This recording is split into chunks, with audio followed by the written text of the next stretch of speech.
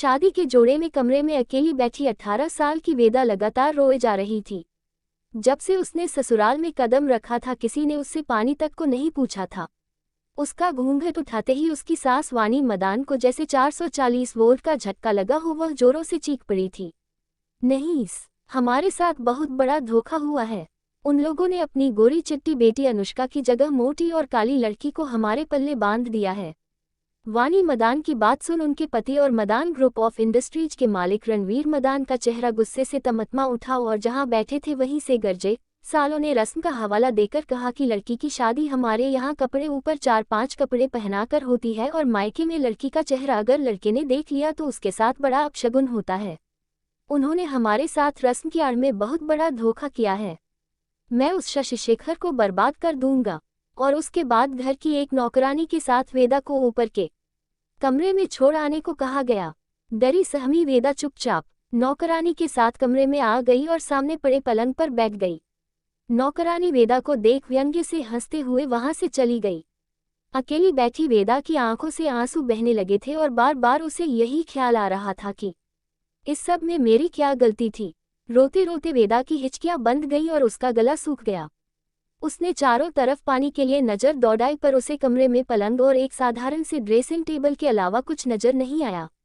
शायद यह इनके नौकरों का कमरा होगा, वेदा ने सोचा और पलंग पर निढाल हो गिर गई। उसकी आंखों के आगे पिछले दिनों की घटनाएं घूमने लगीं। छोटे से शहर कासगंज में अपनी मां के साथ रहने वाली वेदा को जब मालूम हुआ कि उसे पुणे में रहने वाले अपने मामाजी के यहाँ जाना है तो वह बहुत खुश हो गई थी। जब उसे पता चला कि उसकी खूबसूरत ममेरी दीदी अनुष्का की शादी उसी कंपनी के स्मार्ट खूबसूरत सीईओ कार्तिक मदान से होने वाली है जहां वह जॉब करती है तो उसकी खुशी और भी अधिक बढ़ गई थी। वेदा जब मात्र 10 साल की थी तभी एक एक्सीडेंट में उसके पिता का देहांत हो गया था। फिर उसकी मां शतावरी अपनी कड़ी मेहनत से घर के खर्च के साथ साथ वेदा को भी पढ़ा रही थी। शतावरी स्वभाव से बहुत ही सीधी और किसी पर भी सहज ही भरोसा कर लेने वाली महिला थी। बारात आने के घंटे भर पहले अनुष्का घर से अपने बॉयफ्रेंड के साथ भाग गई और फिर वेदा के मामा राजशेखर और मामी सुलोचना ने अपनी इज्जत बचाने के लिए बड़ी चालाकी से शतावरी को समझा बुझाकर वेदा को मंडप पर बिठा कार्तिक से शादी करवा दी। सिंदूर की रस्म में सुलोचना ने वेदा और कार्तिक के बीच 2 लड़कियों से एक पीले कपड़े का पर्दा लगवा बिना वेदा को दिखाए कार्तिक का हाथ पकड़कर पर्दे की दूसरी तरफ कर सिंदूर दान भी करवा दिया। और अभी वेदा अपनी मामी की इसी चालाकी की सजा भुगत रही थी। ये सब सोचते हुए वेदा को अंदर से तेज रुलाएं आने लगी और वह फूट फूट कर रोने लगी। रोते रोते कब उसकी आंख लग गई उसे पता ही नहीं चला और दिन भर की भूखी प्यासी वेदा गहरी नींद में चली गई। अचानक किसी के झकझोरने से उसकी नींद खुली तो उसने देखा कि वही पहले वाली नौकरानी उसे जगा रही है। वेदा ने अपनी आंखें खोलकर नौकरानी को देखा तो वेदा का सूखा और दुख से बेहाल चेहरा देख नौकरानी को थोड़ी दया आ गई और उसने फ्रिज से एक बोतल पानी और एक प्लेट में 4 बिस्किट लाकर देते हुए कहा, लो खा लो, सबसे छुपाकर किसी तरह से बस इतना ही ला पाई हूँ।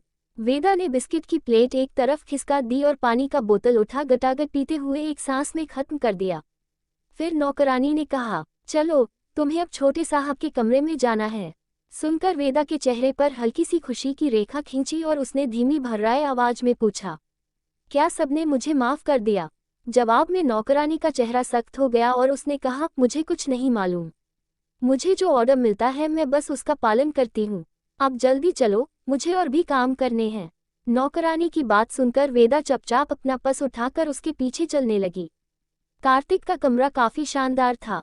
कमरे में प्रवेश कर एक पल को तो वेदा को लगा कि वह किसी राजमहल में आ गई हो। नौकरानी के इशारे पर वेदा कमरे के बीचों बीच लगे बड़े से शानदार बेड के एक तरफ बैठ गई। वेदा के बेड पर बैठते ही नौकरानी कमरे का दरवाजा बाहर से गिड़काकर कमरे से बाहर चली गई। वेदा ने थोड़ा आराम से बैठते हुए पर्स खोलकर अपना मोबाइल निकाला तो उसमें 62 मिस कॉल्स थे। उसने घबराकर अपनी मां को कॉल किया पर किसी ने कॉल रिसीव नहीं किया तो उसने लगातार 8-10 कॉल किए और हर एक बार फोन बजकर बंद हो जा रहा था। वेदा अब अपने मामा को कॉल करने ही वाली थी कि भड़ाम की तेज आवाज के साथ कमरे का दरवाजा खुला और उससे देवपुरुष की तरह की पर्सनैलिटी वाले कार्तिक मदान ने प्रवेश किया। कार्तिक ने शायद बहुत ज्यादा पी रखी थी। वह नशे में झूमता लड़खड़ाता वेदा के पास पहुंचा और डरकर एक तरफ सिकुड़कर बैठी वेदा का हाथ पकड़ एक झटके में खींच बेड पर से उठा मिरर के सामने खड़ा कर बोला, देख तू कितनी मोटी, काली और भद्दी दिखती है। तेरे सामने तो मेरे ये ब्लैक शूज भी गोरे दिख रहे हैं। क्या सोचकर तू मेरे साथ शादी के लिए तैयार हो गई मोटी?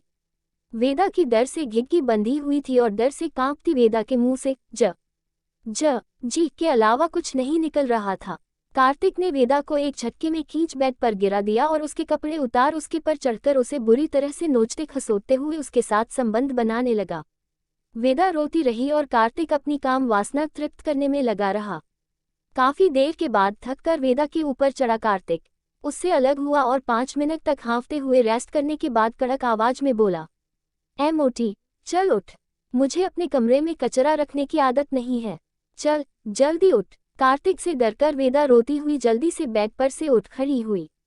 वेदा के उठते ही कार्तिक वेदा को कपड़े पहनने का कोई समय दिए बिना हाथ पकड़कर घसीटकर कमरे से बाहर करने लगा। कार्तिक की यह पशुता देख वेदा उससे अपना हाथ छुड़ाने की कोशिश करने लगी, पर कार्तिक ने जब गुस्से से जलती आंखों से उसे देखा तो वह डर गई और किसी तरह उसने अपना दूसरा हाथ कपड़ों की तरफ बढ़ाया तो हाथ में खोली गई साड़ी का एक छोर पकड़ में आ गया।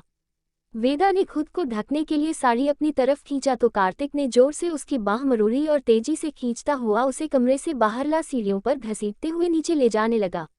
रोती हुई वेदा साड़ी के एक छोर से किसी तरह अपने नंगे शरीर को ढकने की कोशिश कर गिड़गिड़ा रही थी। प्लीज मुझे छोड़ दो, मैं खुद ही घर छोड़कर चली जाऊंगी। प्लीज मेरे साथ ऐसा मत करो। जो भी हुआ इसमें मेरी क्या गलती है? प्लीज मुझे कपड़े पहन लेने दो। तुम्हारे हाथ जोड़ती हूँ, प्लीज। उद्धरण चिन्ह।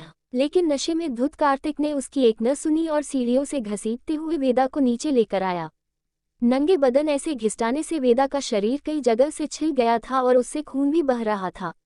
वेदा को साड़ी से अपना बदन ढकने की असफल कोशिश करते देख वही नौकरानी तेजी से आए और उसने साड़ी किसी तरह जल्दी से वेदा को उड़ा दी। कार्तिक ने घर का दरवाजा खोल वेदा को घसीटते हुए बाहर किया और वॉचमैन को बुलाकर बोला, इस काली मोटी भैंस को अभी के अभी हमारे मेंशन से बाहर कर मेन गेट बंद करो। और फिर घर का दरवाजा जोरों से बंद कर वह अंदर चला गया। घर के बाहर जी साहब कहते हुए वॉचमैन वेदा के पास गया। इस घटना के 11 वर्षों बाद साउथ कोरिया की राजधानी सियोल से इंडिया की फ्लाइट के लग्जरियस बिजनेस क्लास में बोर्डिंग कंप्लीट होने के ठीक पहले एक बेहद खूबसूरत सांवली सी स्लिम लड़की ने फ्लाइट में तेजी से चलते हुए इन किया। उसने लवेंडर कलर की शिफॉन की साड़ी पहन रखी थी जिस पर फ्यूशिया के बड़े बड़े फूल बने हुए थे। उसके कंधे तक के हल्के घुंघराले बाल शायद जल्दबाजी में थोड़े से अस्त व्यस्त से हो गए थे, जिन्हें एक हाथ से संवारती और दूसरे हाथ में गुची का महंगा पर्स लिए वह फ्लाइट में आई थी और उसके आते ही फ्लाइट के बिजनेस क्लास केबिन में महंगे फ्रेंच परफ्यूम की खुशबू फैल गई।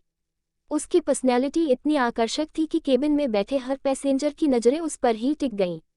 लड़की ने उल्टी हुई निगाह पूरे केबिन पर डाली और उसके चेहरे पर एक मीठी सी मुस्कान फैल गई।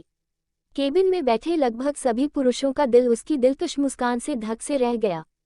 फिर वह धीमी चाल से चलते हुए सबसे आगे की सीट पर बैठे कार्तिक के पास की खाली सीट के पास आए और अब तक उसे एकटक देखता कार्तिक उसे अपनी सीट के पास देख अनायास ही उठकर खड़ा होने लगा। ये देख वह खिलखिलाकर हंस दी और मीठी आवाज में कार्तिक के बगल की सीट की तरफ इशारा कर बोली, no, actually this one is my seat. ये सुनकर कार्तिक झेपकर फिर से अपनी सीट पर बैठ गया और मन ही मन खुश होने लगा कि अगले 7.5 घंटों तक इतनी खूबसूरत लड़की का साथ रहेगा। जैसे ही वह अपनी सीट पर बैठी कार्तिक ने तपाक से अपना हाथ उससे मिलाने के लिए आगे बढ़ाते हुए कहा, हाय, आई एम कार्तिक। लड़की ने उपेक्षा से उसके बड़े हाथ को देखा और शालीनता से दोनों हाथ जोड़कर बोली, नमस्ते, मैं डॉक्टर वेदा हूँ। दूसरी बार झेपते हुए कार्तिक ने कहा, oh nice to meet you. Can you interested to talk with me? तुमसे मिलकर अच्छा लगा। क्या तुम मुझसे बात करने की इच्छुक हो? नॉट एट ऑल, बिल्कुल नहीं। और ऐसा बोलकर उसने एयर होस्टेस को बुलाकर जोर से कहा, I want to change my seat because this guy keeps bothering me. मैं अपनी सीट बदलना चाहती हूँ क्योंकि यह आदमी मुझे लगातार परेशान कर रहा है। वेदा के ऐसा बोलते ही केबिन में बैठे सभी पैसेंजर्स की व्यंग्य से भरी मुस्कुराती नजरें कार्तिक पर गड़ गई और कुछ महिलाएं तो उसे गुस्से से देखने लगी। लेकिन कार्तिक के ऊपर इन निगाहों का न तो असर होना था न ही हुआ। वह आराम से बैठा रहा और वेदा वहां से उठकर एयर होस्टेस की बताई सीट पर आकर बैठ गई। वह विंडो सीट थी। फ्लाइट ने उड़ान भरी और विंडो सीट पर नजरें टिकाए वेदा की आंखों के सामने आसमान में तैरते बादलों के छोटे छोटे हिस्से जुड़ने लगे और वह आज से 11 साल पहले उस रात में पहुंच गई जब कार्तिक ने उसे नंगी हालत में घसीटते हुए घर से बाहर कर वॉचमैन से कहा था, इस काली मोटी भैंस को अभी के अभी हमारे मेंशन से बाहर कर मेन गेट बंद करो, और दरवाजा जोरों से बंद कर घर के अंदर चला गया था। घर के बाहर, जी साहब, कहते हुए अधेड़ उम्र का वॉचमैन वेदा के पास गया और उसके पास उकड़ू बैठकर धीरे से बोला, बेटी, तुम उधर लॉन में लगे उस झाड़ के पीछे जाकर अपने कपड़े ठीक कर लो। तब तक मैं पास ही सर्वेंट क्वार्टर में रह रहे मालिक के एक नौकर रघु से रात भर तुम्हें घर में छुपाकर रखने को बोलकर आता हूँ। तड़के 4 बजे ही किसी के भी उठने से पहले मैं तुम्हें ऑटो में बिठा दूंगा। तुम चुपचाप अपने घर चली जाना। अपमान से रोती हुई वेदा ने वॉचमैन की तरफ निरीह दृष्टि से देखा और किसी तरह धीरे से बोली, ठीक है काका। किसी तरह अपने बदन पर साड़ी लपेट सीढ़ियों पर घिसटे जाने से रिश्ते जख्मों के साथ वेदा जब रघु के घर चुपचाप आंसू बहाती पहुंची तो रघु की पत्नी लाजो की आंखों में वेदा की दुर्दशा देखकर आंसू आ गए और वह गुस्से से भरकर बोली, ओह, ऐसे जल्लाद आदमी के दिए पैसे से खाना भी पाप है। आने दो रघु को, उसको बोलती हूँ आज के आज इनकी नौकरी छोड़ गाँव चले, वहाँ हम कोड़ कमाकर खा लेंगे। ऐसे महापाप तो नहीं देखने पड़ेंगे। भौजी, ये तुम बाद में कर लेना, अभी तो बिटिया को अंदर ले जाकर रिश्ते घावों को धोकर डेटॉल लगा कुछ खिलाओ पिलाओ। ये बेचारी नसीबों की मारी सुबह से भूखी प्यासी लग रही है। और हाँ, थोड़ी सावधानी से, किसी को कोई शक ना होने पाए, वॉचमैन ने कहा। हाँ भैया, तुम सही कह रहे हो, लाजो ने वेदा को स्नेह से पकड़कर घर के अंदर करते हुए कहा।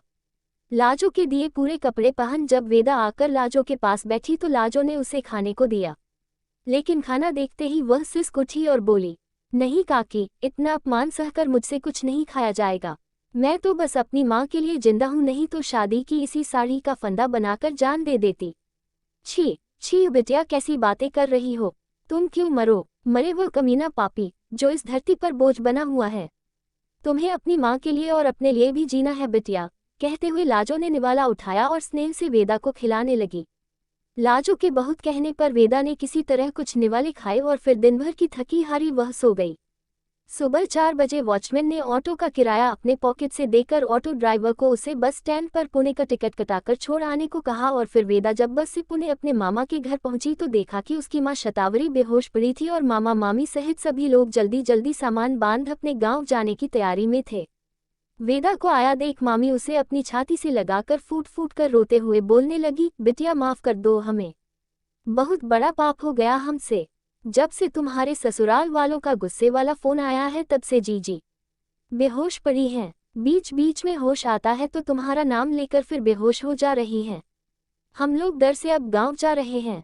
तुम्हारे ससुर ने तुम्हारे मामा को बर्बाद करने की धमकी दी है। अनुष्का की एक गलती ने हम सबको बर्बाद कर दिया बिटिया, हमको माफ कर दो। मामी से अलग होकर वेदा अपनी माँ के पास गई और वेदा की माँ की आवाज सुनकर शतावरी को होश आया तो दोनों माँ बेटी एक दूसरे के गले लगकर रोने लगी। तभी एक झटके से वेदा अपने ख्यालों से बाहर आ गई क्योंकि उड़ता हुआ प्लेन अचानक हिचकोले खाने लगा था और तेजी से नीचे जाने लगा था। सभी पैसेंजर घबरा गए थे और माइक पर एयर होस्टेस की आवाज गूंज रही थी, लेडीज एंड जेंटलमैन, फ्लाइट के चारों इंजन ने काम करना बंद कर दिया है और फ्लाइट अब पायलट के कंट्रोल से बाहर हो चुकी है। अब हमें कोई चमत्कार या ईश्वरीय शक्ति ही बचा सकती है। आइए हम सब मिलकर ईश्वर से प्रार्थना करें। और जैसे ही एयर होस्टेस की अनाउंसमेंट खत्म हुई वैसे ही फ्लाइट को एक जोरदार झटका लगा और जैसे ही एयर होस्टेस की अनाउंसमेंट खत्म हुई वैसे ही फ्लाइट को एक जोरदार झटका लगा और फ्लाइट का इंजन अचानक स्टार्ट हो गया और पायलट की आवाज फ्लाइट में गूंज पड़ी, लेडीज एंड जेंटलमैन, हमारे 2 इंजन अभी अभी अचानक स्टार्ट हो गए हैं और अब हम सेफली दिल्ली एयरपोर्ट पर लैंड कर जाएंगे। पायलट की इस घोषणा से सभी पैसेंजर्स ने चैन की सांस ली। वेदा ने एक लंबी सांस ली और ईश्वर को धन्यवाद दिया, वरना एयर होस्टेस की अनाउंसमेंट ने तो उसे डरा ही दिया था और उसकी आंखों के सामने अपनी दोनों जुड़वा बच्चियों आशी और किया का मासूम चेहरा घूम गया था। कितना मुश्किल से तो वह उन्हें अपनी मां शतावरी के पास छोड़कर सेमिनार अटेंड करने साउथ कोरिया जा पाई थी। अगर अभी उसे कुछ हो जाता तो उसकी दोनों बेटियां और मां तो जीते जी मर ही जाते। विंडो से बाहर बादलों की अटखेलियां देखते हुए एक बार फिर वह पिछली यादों की गिरफ्त में चली गई। वह दिन कैसे भूल सकती है वह, जबकि उसे अपने प्रेग्नेंट होने का पता चला था। वह पहले तो समझ नहीं पाई थी कि क्या करे। उस रात उसे एक जल्लाद की तरह रौंदने वाले भेड़िए का बच्चा उसके अंदर आकार ले रहा था। उसे कुछ समझ नहीं आया तो अपनी माँ शतावरी के गले लग रोने लगी। शतावरी ने उसे दिलासा देते हुए कहा, रोने से कुछ नहीं होगा बेटी, चलकर एबॉर्शन की बात कर लेते हैं डॉक्टर से। शतावरी की इस बात से वेदा को थोड़ी राहत महसूस हुई और वे दोनों ने गाइनोलॉजिस्ट के पास जाकर एबॉर्शन के लिए पूछा। तो गाइनोलॉजिस्ट ने शतावरी की तरफ देखते हुए कहा, ठीक है, लेकिन वेदा के हम पहले कुछ टेस्ट करेंगे फिर एबॉर्शन होगा। वैसे किसी प्रकार की कोई जेनेटिक या मेडिकल प्रॉब्लम तो नहीं है ना? डॉक्टर का सवाल सुनते ही शतावरी गंभीर हो गई और बोली, वेदा को हार्मोनल इम्बैलेंस, हार्मोनल असंतुलन की प्रॉब्लम बचपन से है, जिस कारण इसका वेट भी कंट्रोल नहीं हो पाता। क्या आपने इसका ट्रीटमेंट नहीं कराया? कुछ समय के ट्रीटमेंट के बाद आजकल ये ठीक हो जाता है। रेड एन एप ट्रीटमेंट चल रहा था, लेकिन उसी समय वेदा के पापा का एक एक्सीडेंट में देहांत हो गया तो पैसों की कमी के कारण ट्रीटमेंट बंद करना पड़ा। बाद में वेदा ने कहा कि पहले वह अपनी पढ़ाई पूरी कर कुछ करेगी, फिर अपना ट्रीटमेंट अपने पैसों से करा लेगी। इसलिए जो भी मैं कमा पाती हूँ उससे वेदा की अच्छी शिक्षा पर ही खर्च करती हूँ। फिर यह प्रेगनेंसी कैसे? डॉक्टर ने आश्चर्य से पूछा। डॉक्टर का सवाल सुन शतावरी की आंखें भर आईं और उसने इसकी सारी कहानी डॉक्टर को कह सुनाई। सुनकर डॉक्टर दुख भरे स्वर में बोली, मैं दिल से चाहती हूँ कि वेदा का एबॉर्शन करूँ, लेकिन इसकी मेडिकल कंडीशन मुझे इसकी इजाज़त नहीं देते। इसलिए वेदा को अब जी कड़ाकर इस बच्चे को अपनाना पड़ेगा और बच्चे की परवरिश के साथ साथ अपना करियर भी बनाना होगा। डॉक्टर की बात सुन वेदा को जोरों की रुलाई आई, लेकिन डॉक्टर के सामने वह बर्दाश्त कर बैठी रही। शतावरी का कलेजा भी डॉक्टर की बात सुन फट रहा था, पर किसी तरह अपने आप को दृढ़ कर उसने कहा, क्या इस गर्भ से छुटकारे का कोई और तरीका नहीं है? दुखी हो डॉक्टर ने नक में गर्दन हिला दिया और चेहरा नीचे कर लिया। दोनों माँ बेटी घर आने के बाद गले लगकर उस दिन खूब रोई थी। मैं क्या जानती थी बिटिया कि मेरा सगा भाई मुझे इतना बड़ा जख्म देगा। मैंने उस पर विश्वास कर अपनी बिटिया को कैसे कुएं में धकेल दिया। हे भगवान, तुम मुझे कभी माफ मत करना, मेरी हर दुर्गति कर दो भगवान और मेरी बेटी के भाग्य में सुख लिख दो। शतावरी यह बोलते हुए लगातार रोती जा रही थी। माँ के गले लगी रोती वेदा के कानों में जब अपनी माँ के ये शब्द पड़े तो एक झटके से वह अपनी माँ से अलग होते हुए अपने आंसू पोंछकर बोली, माँ, तुमने मुझे इतना कमजोर नहीं बनाया है कि मैं इस कठिन परिस्थिति से लड़ न सकूं। कल से मैं कोचिंग जाना शुरू कर रही हूँ और तुमने और पापा ने मुझे जो डॉक्टर बनाने का सपना देखा है मैं उसे जरूर पूरा करूँगी। तुम ऐसे मत बोलो माँ, तुम ही तो मेरी ताकत हो, प्लीज़ अब चुप हो जाओ। और ऐसा बोलते हुए वेदा अपनी माँ के आंसू पोंछने लगी थी। और इसके बाद वेदा ने कदम कभी थमे नहीं। 2 जुड़वा बच्चियों आशी और किया की माँ होने के बावजूद आज न्यूरो सर्जरी में वेदा का नाम देश ही नहीं विदेशों में भी लिया जाता है। साउथ कोरिया का सेमिनार भी वेदा के ही एक खास रिसर्च पेपर के लिए ऑर्गेनाइज किया गया था। फ्लाइट लैंड होने के बाद जैसे ही वेदा एयरपोर्ट पर उतरी, कार्तिक उसके पास आकर मुस्कुराकर थोड़ा अदब से झुकते हुए बोला, सॉरी डॉक्टर वेदा, मेरे कारण आपको तकलीफ हुई, इसके लिए शर्मिंदा हूँ। वेदा ने कार्तिक की तरफ उपेक्षा से देखा और व्यंग्य से मुस्कुराते हुए इट्स ओके बोलते हुए तेजी से आगे बढ़ गई। पीछे खड़ा कार्तिक सोचने लगा, हाँ, ये जितनी खूबसूरत है उतनी ही घमंडी भी, लेकिन कोई बात नहीं, एक बार और ट्राई करता हूँ, शायद थोड़ी सी बातचीत आगे बढ़ जाए।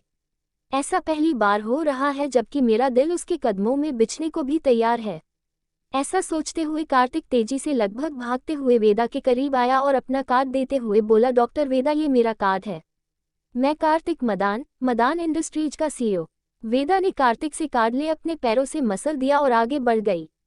वेदा एयरपोर्ट से बाहर खड़ी अपनी गाड़ी का वेट कर रही थी और सोच रही थी कि इस कमीने कार्तिक मदान की इंडस्ट्रीज तो मुंबई में है, फिर यह यहाँ दिल्ली में क्या कर रहा है। तभी एक स्मार्ट सा दिखने वाला सुदर्शन युवक अचानक वेदा के पास आया और बोला, ओह डॉक्टर वेदा, थैंक्स गॉड आप साउथ कोरिया से आ गई। वेदा अभी कुछ समझ पाती इससे पहले ही वह युवक जल्दी से आगे बढ़कर पास खड़ी अपनी सफ़ेद फरारी में बैठकर चला गया। वेदा अवाक खड़ी अपने आप से बोली, कौन है ये और इसे मेरे बारे में इतना सब कैसे पता।